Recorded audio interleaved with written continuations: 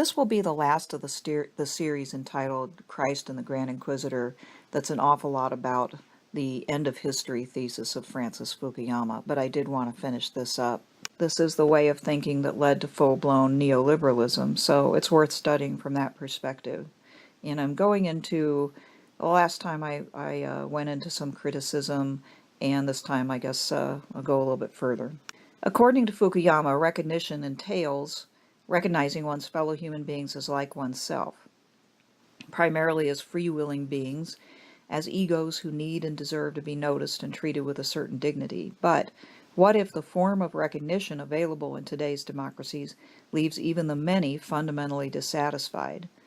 Then, even Fukuyama would agree that there would be the possibility of real historical change.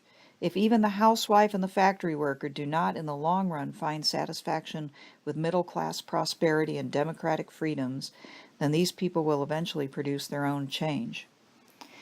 Reading Fukuyama, it would seem that the human ego cannot tolerate any being which claims to be superior to itself. Yet there is another form of recognition which is arguably as universally desired as that already described, and which seems to be an especially prevalent desire precisely among the housewives, secretaries, and factory workers of the world, those who haven't yet been made cynical or overly modern by too much education. For them, the recognition of one acknowledged to be superior to the individual in every way is needed to maintain their individual worth and dignity. Religious belief, still alive, or at least clinging to life in the masses of the Western, not to mention the Eastern world, offers a form of recognition which takes into account not only the willing or egotistic part of man's soul, but the moral and non-rational or spiritual part.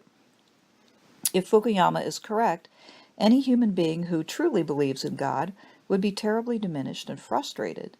The enlightened intellectual's job then would be to encourage realization that God or gods are created by men and not the other way around, thereby returning all value to the individual human being.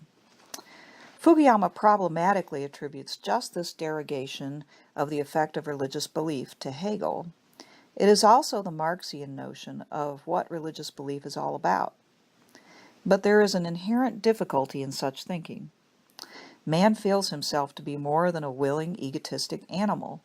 But if his science or ideology tell him that there is nothing more to him than this, that his will is extinguished with his body, that ultimately his meaning will return to the soil and decomposition, and that he is therefore nothing more than particles of matter, he is faced with the incongruous picture of himself as a conscious animal with free will.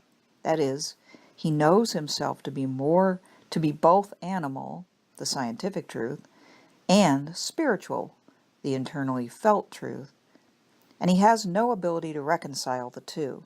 If Fukuyama is correct, man's ultimate meaning is wrapped up in his dying, precisely the interpretation Cooper gives of Kojève. He is a momentary being.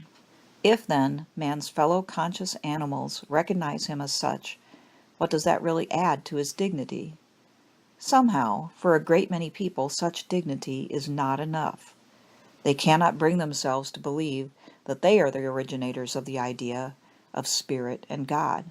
They cannot quite internalize the marginalization of their meaning that this supposed augmentation entails.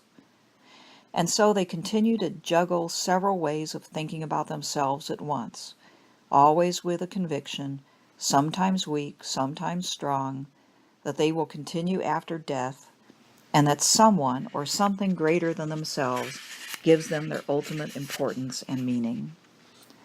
Mark Plattner keeps company with Fukuyama, without using the latter's Hegelian language, and without attributing to history the same level of determinism as does Fukuyama. Both men discount the possibility of some religious doctrine replacing liberal democracy as a dominant ideology. For both, Islam is considered the most likely contender, and both agree that outside of the Islamic world, the religion will have little mass appeal.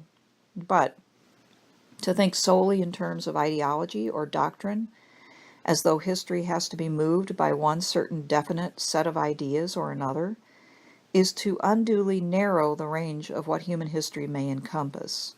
To claim that, quote, fundamentalist Islam is by far the most formidable competitor to democracy, end quote, is to assume that such fundamentalism in religion, in general, is always particular and localized, with no chance of winning over the rest of the world, and so is not important to the type of history Fukuyama is talking about. But this is a secular historicist view of religion and not a religious or necessarily a psychological view. Fundamentalist Islam may not spread beyond the Islamic world, but religious belief or some new religious phenomenon might spring up in many particular forms in particular places at the same approximate time. Religion, or more properly spirituality, may see a comeback in the Western world without totally replacing the prevailing liberal political regimes. Yet from the point of view of human happiness, feelings of worth and dignity, such a development would be historically more significant than, and would moreover have a strong effect upon, any type of democratic liberalism that might cohabit with or adjust to it. Indeed, in this sense, the argument will be made that throughout history, political organization has followed and conformed to growing and changing religious worldviews, and not the other way around. To find the true equilibrium of man, for which Fukuyama and others are urging, one must take into account the spirit and look for a new dialectic, a dialectic as old as the human psyche, between the rational and the spiritual. If there is such a dialectic, liberalism may or may not be superseded by some other political organization, but it will have to change in order to better and better accommodate all of the yearnings of the human being, including the spiritual. The Jungian perspective helps us, and here I'm referring again to Carl Jung, the Jungian perspective helps us to see the great political upheavals of the last few years from a decidedly different and probably uncomfortable perspective. It is a perspective which cannot help but be called critical or even negative, for it sees the decline of communism not as a triumph of liberalism, but as an episode in a larger crisis which has not yet run its course, a crisis in which the West is very much implicated, now more so than the East, a crisis which once perceived makes speculation like those of Fukuyama's about the end of history seem at once and at the same time cynical and naive. Fukuyama's thesis is cynical insofar as it accepts the modern definition of man as materialistic and narrowly egoistic, and finds man's end to be comfortable self-preservation and whatever recognition from others he can find in the mass democratic state. For Fukuyama, man is little better than an animal with vanity. But his thesis is also naive, since it purports to have found the optimal material and political solution that will end fundamental human conflict, completely ignoring mankind's continuous spiritual struggle, which has reached the pinnacle of conflict in the 20th century. Indeed, Fukuyama hardly deals with the religious impulse in man at all, does not take into account those who argue that all of the isms of the 20th century are manifestations of the spirit's struggle with advancing atheism of the scientific age, and therefore does not deal with the most important end of man at all, the end of man as a distinctively spiritual being, as a human being. From the Jungian perspective, Fukuyama's thesis itself can be seen as a sign that this profound crisis is not by any means resolved, for from this perspective, classical liberalism represents the roots from which socialism, communism, and fascism sprung, all enemies of man's spiritual self. Contemporary socialized descendant of classical liberalism, the Western welfare state, is seen not as the force of light which has conquered the totalitarian darkness, but particularly subtle and persistent form of darkness, with perhaps more potential for triumphing over itself than its previous rivals had for conquering their own brand of the general disease. Dietrich von Hildebrand, a German intellectual who identified himself as a Catholic philosopher, exiled for his anti-Nazi sentiment and writings during World War II, linked liberalism, communism, and fascism in a classic 1941 article reprinted in Thought in 1991. That's the journal Thought. As a reminder that even during World War II, some observers could see beyond the ideological clashes then prevailing. While Hildebrand could see the noxious evils of fascism and communism, he insisted that what would defeat either evil was not liberal democracy, but rather whatever residue of Christianity and Christian ethics were still represented in the liberal regimes. Von Hildebrand juxtaposed communist ideology, racist ideology, and Catholic philosophy. Communism was pernicious in its belief that human beings could be reduced to nothing more than material elements, and extreme in its emphasis on the well-being of the collective to what he considered was the annihilation of the individual. Quote, according to this theory, the human person has no rights. What we mean by a person is a mere illusion. All concepts of human dignity are nonsense. Man has no free will. Enthusiasm, indignation, moral judgments have no basis. The consequences of such an idea of the human person is logically an annihilation of all real human life. Racist or Nazi ideology was a likewise pernicious biological materialism which reduces all human characteristics to race and breeding, and like communism seems to deny an autonomous soul or God. In both Nazism and communism, only the collective, whether of the commune or of the race, counts, and the individual as individual loses all sense of dignity and responsibility. But Catholic philosophy, on the other hand, raises the human being beyond mere material substance or animal nature.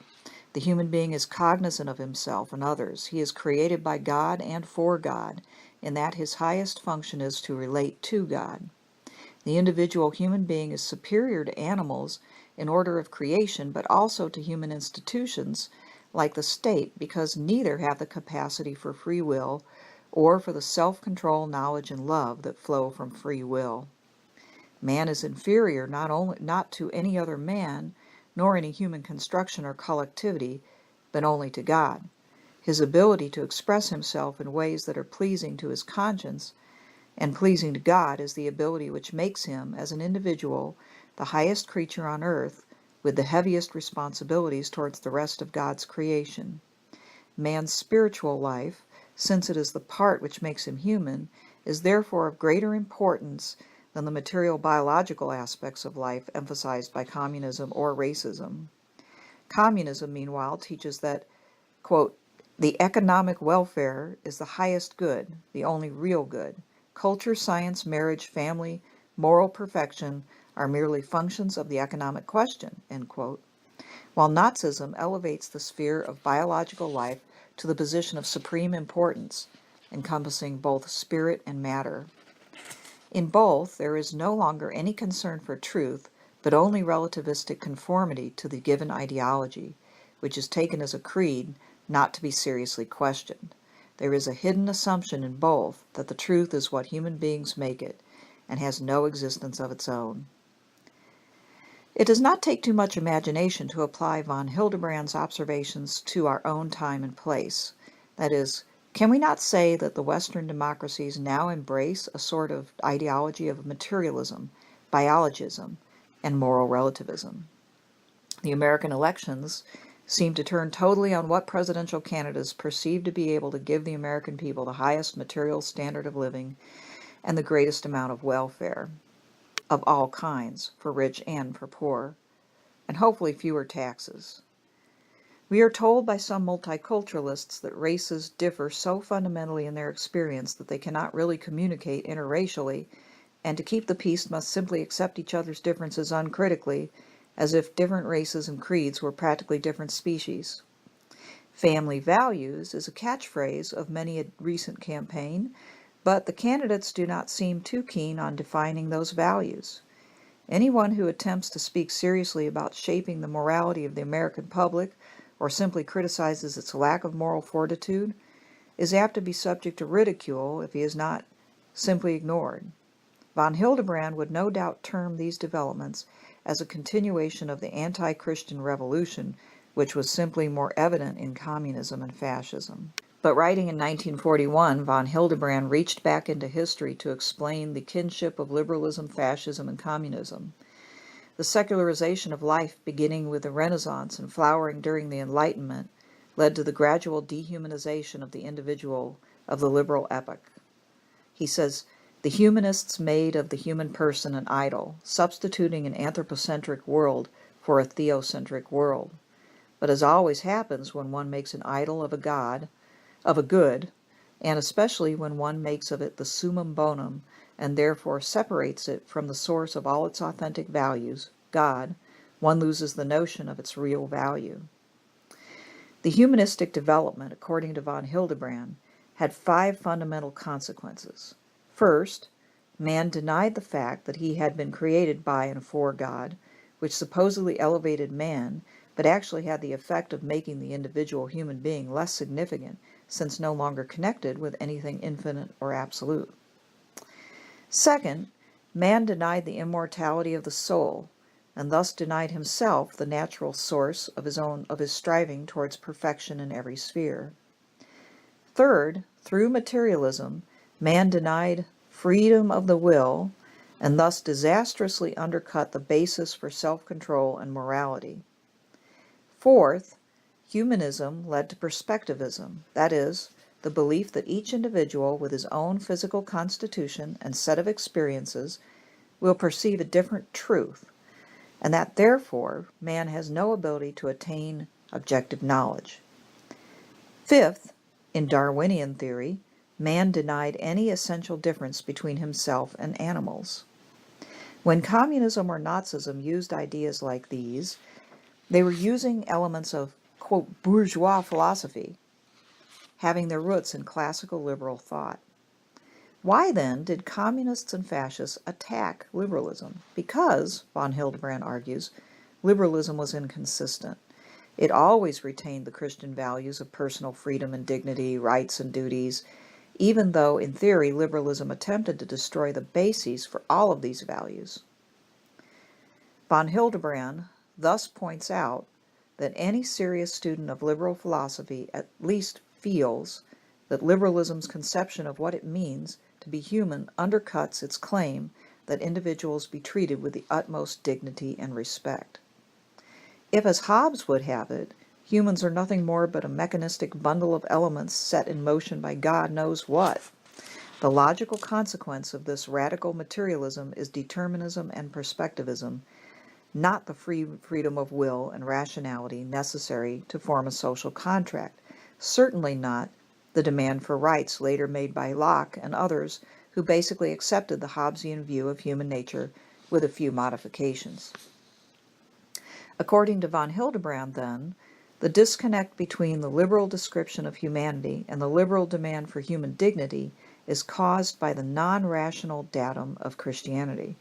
Western rationalists never gave up their feeling of human exceptionalism, indeed of the human spirit, even as their philosophy denied any knowledge of it and downplayed or denied the role of God in creating it. Von Hildebrand says, from an ideological point of view, in the present struggle, the real fronts are not liberalism on the one side and communism and Nazism on the other, but communism and Nazism on the one side and Christianity on the other. Those who fight against these two anti-Christian revolutions are implicitly defending, however unconsciously and even involuntarily, the Christian tradition. The latter part of this statement seems the most novel, and perhaps a little too self-serving coming from a self-proclaimed Catholic philosopher. And yet, other authors have described the ideological struggle in religious terms, insisting that the various ideologies are substitutes for and enemies of true religion. Each messianic movement claims to grasp the essential human truths. Each promises salvation through human instead of divine efforts. Each purports to be able to create a new man, to change man so completely that he is no longer violent, but rather totally happy and fulfilled. Each claims, therefore, to know what the essence of man is. The vehemence of the total wars of the 20th century has testified to the pseudo-religious content of those ideologies. The utopias which the ancients created, the heavens the old theologians described, were now possible to create on earth. In this manner, the modern project, which credited man with so much control over his natural and political social environment, was bound to produce political ideologies and the terrible conflicts between them. Enlightenment thought led us to the idea that it was possible to create a new man simply by manipulating his physical and social environment. With the help of scientific reason and a concrete plan, we could get rid of our evil side. There was, in other words, nothing inherently evil about human beings. Rather, errors in the past had made them so, or poverty and oppression had made them so.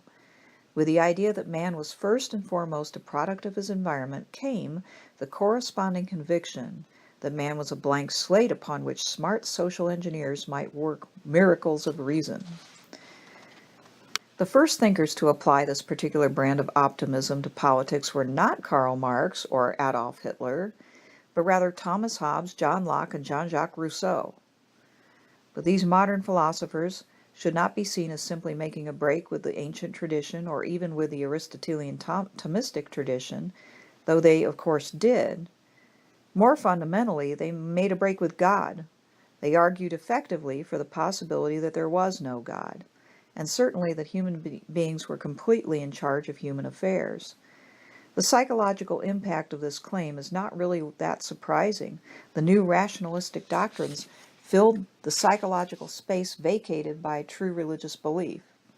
The institution of the state replaced for these philosophers and their followers the institution of the church. Human reason and human imagination replaced God. No wonder, then, that liberalism was eventually made into a creed, and those who believed in it believed it was man's best hope for happiness. No wonder that other creeds followed, attracting large masses of fellow believers, as the effects of science on the mass mentality took hold and agnosticism and atheism spread beyond intellectual circles. According to Kunzlin, this transfer of religious expectations onto mundane undertakings could be seen in the beliefs of the Russian intelligentsia before and during the Russian Revolution of 1917. The intelligentsia, formed in the decade of 1838 to 1848, absorbed the Enlightenment doctrine of the West, such as that of Locke and Smith, Voltaire and Rousseau, Kant and Hegel. This influence can be seen in the grand expectations of Leon Trotsky for the new Soviet man, who would no longer fear death and would be perfectly happy once liberated. He will be capable of reaching immortality through his mighty works. Indeed, through physical work alone, which is man's only true product, can man redeem himself. These were indeed eschatological expectations. The humanity and free will that Christ offers in The Grand Inquisitor by Dostoevsky is sharply contrasted with the earthly leadership and provisions that the Inquisitor offers. He offers material goods and a certain happiness in exchange for free moral choice. But can human beings truly be happy in such a situation? Indeed, what would happy mean to those who are little more than organisms to feed, grow, and manipulate? Without full consciousness and choice, can we have the possibility of happiness? Or is the happiness the Inquisitor describes instead a sort of placidness or quiescence? Can human beings who have abdicated all responsibility for their lives to an Inquisitor really be said to be fully conscious human beings at all? Any power that encroaches upon free will, especially our moral choice, can be said to be dehumanizing, but quite apart from such obviously totalitarian regimes as Nazism or communism, this is exactly what neo-liberalism can also be said to do. We will find that the psychologist Carl Jung and others argue that the inhabitants of such a state come to see themselves as children to be cared for by the state, not to be held responsible for their crimes or sins, not to be accountable for their irresponsibility towards their family, community, or nation. Dostoevsky's story seems to indicate that human beings have two choices: the choice of religious faith of some kind, or the choice of the Grand Inquisitor's church, or its secular equivalent. The former forces us to constantly keep choosing faith, choosing to act responsibly, struggling with good and evil. The latter invites us to give up all these choices and struggles once and for all and accept a placid slavery. Our times can be seen as a great battleground between these two competitors for the human soul, a battleground in a war that has been waged for centuries.